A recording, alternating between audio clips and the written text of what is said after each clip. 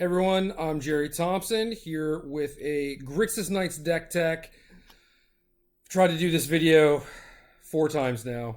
It hasn't worked. Some of you might have noticed that posted one yesterday that just cut out. So we're trying this again, new settings. Hopefully it works. No promises though. Bryan played some with this list earlier on his stream and on YouTube. This was a list that was sent to me by a friend of mine, Nathan Zamora. That's Admirable on Twitter.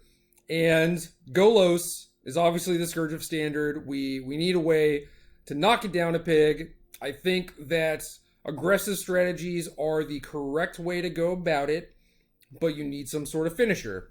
And I think this Knights deck is really innovative and does a good job of actually addressing the problem in the Golos matchup, where they will do their thing, they'll ramp, they'll maybe sweep your board once, and then it's just zombies. Zombies as far as you can see, right? So you need a way to get through those. Obviously you can use flying, you can use questing beast, any sort of evasion. This deck is kind of going in like a fancier route, where you're trying to lick and stick keywords onto each other and create some sort of death touching, trampling, maybe double striking thing. Basically thanks to Ember Cleave. So this, in combination with anything that has Death Touch, will mow down a horde of zombies. No problem. And if you don't kill them outright on that attack, well, I mean, the next attack is going to get them for sure. So, Knight of the Ebon Legion is the easy one.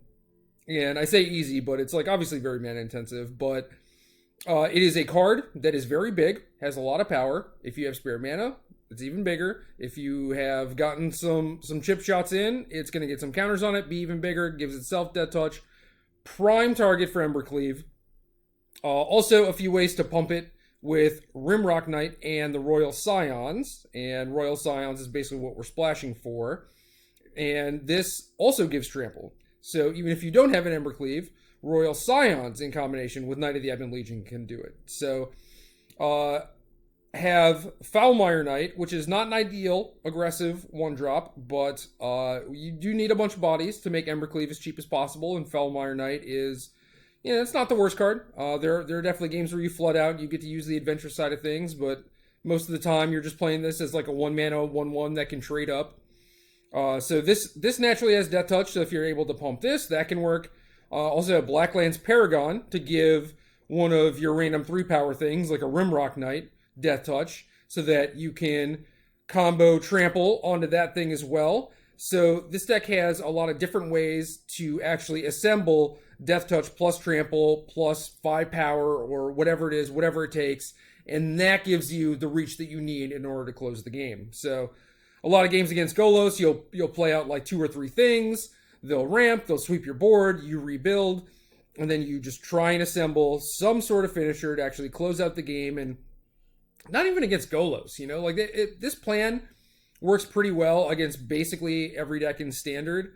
Obviously, you're going to have problems with a few decks that go like a little bit larger than you, but I think those decks on average don't have enough removal to actually contain you, and there's certainly not enough good instant speed removal to actually break up an Ember Cleave or you playing the Royal Scions and pumping a thing. I think most of the time, if you assemble this combo, you're going to be able to find a place for it, like pick your spot and actually kill someone. It's like kind of infecty in that way. So yeah, we have the early 1-drops, Fervent Champion, Rimrock Knight doing some pumping, as I mentioned.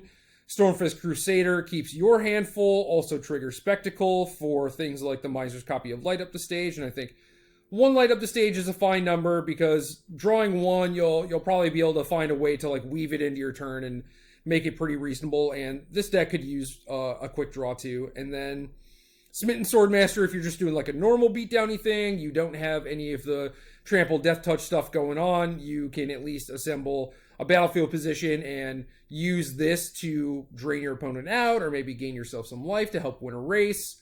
And this is like a pretty good way to get a counter on Knight of the Ebon Legion as well. So pretty solid 2-drop overall. We have Midnight Reaper to help us grind a little bit, help us fight off those sweepers.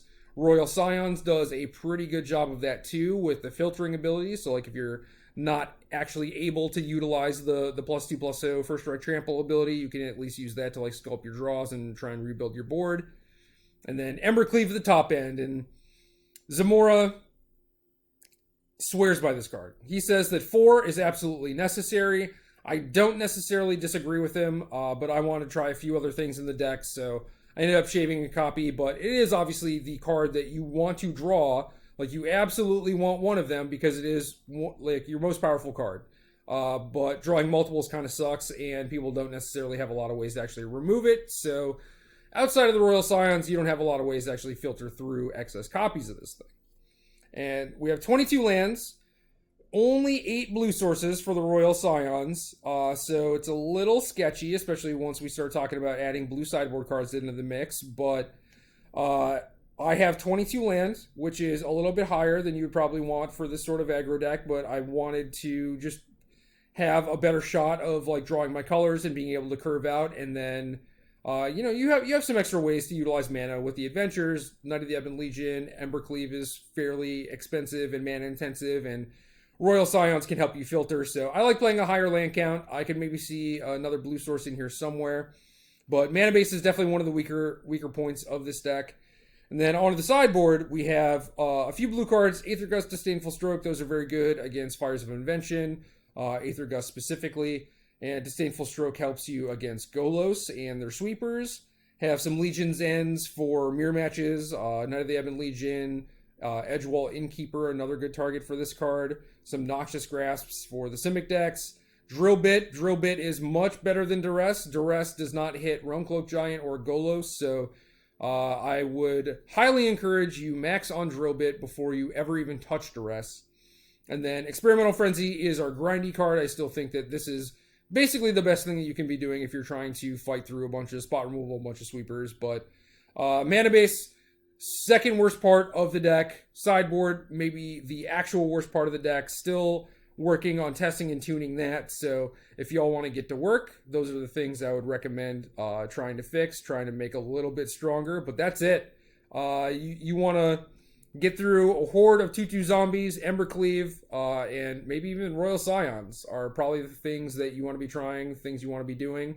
And you can also use those 2 cards in combination with Questing Beast to accomplish a lot of the same things. But I like the low to the ground nature of the Knights package. I like a lot of the black sideboard cards that we have access to. So this is the thing that I'm currently working on, and I hope y'all take it out for a spin. And let me know how it goes. If you break it, you better definitely ship me that updated list. I appreciate it.